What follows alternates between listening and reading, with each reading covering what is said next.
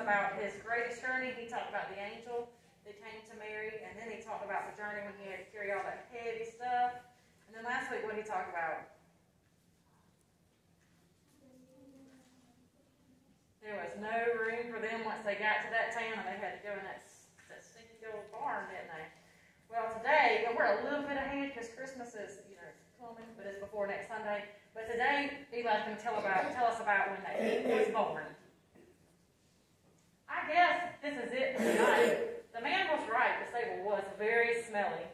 There were goats, sheep, cows, and camels all moo and bang together. They weren't happy that they were going to have to share their already small space with us tonight.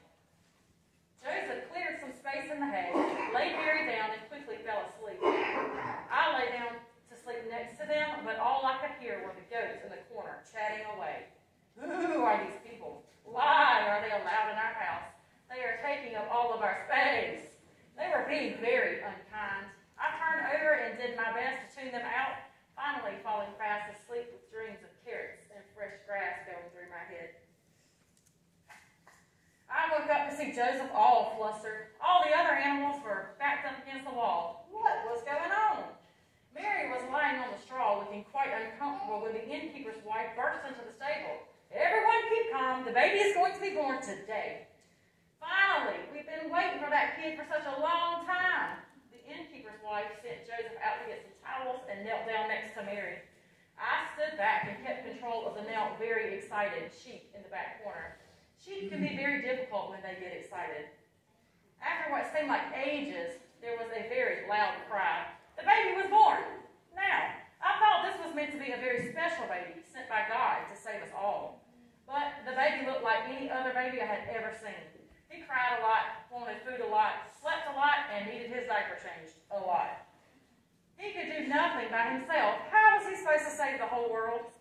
They gave him the name that God picked out for him, Jesus. This baby didn't seem very special right now, but just you wait. His name goes on to become one of the biggest in the whole history of the world.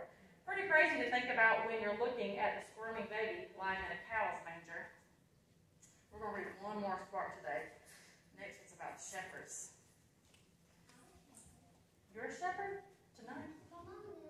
Your mama's an angel? Everybody's got a part in this story, don't they?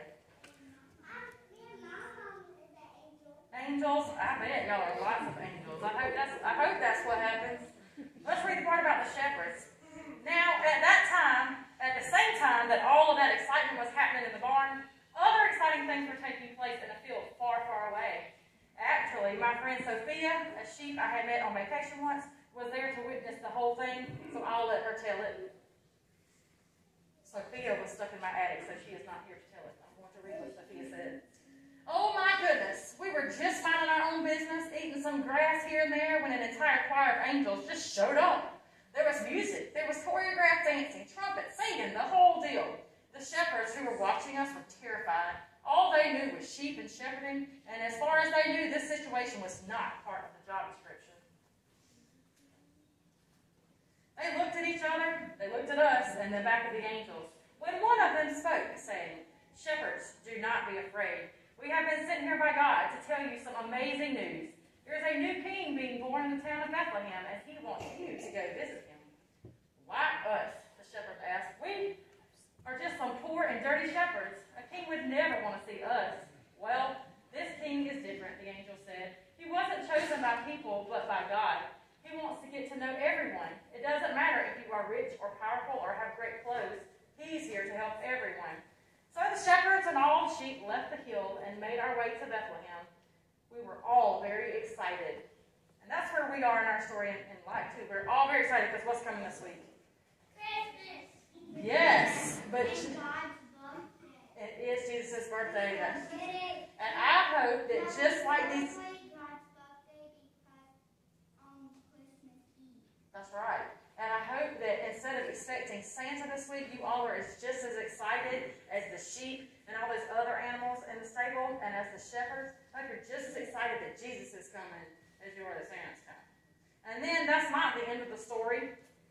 That's actually the beginning. And then, we have the 12 days of Christmas, so we're going to read even more next Sunday after Christmas. All right, let's bow our heads. Dear God, so that we may be filled with the wonder and excited that Jesus is the one we are looking forward to this week. In your name we pray.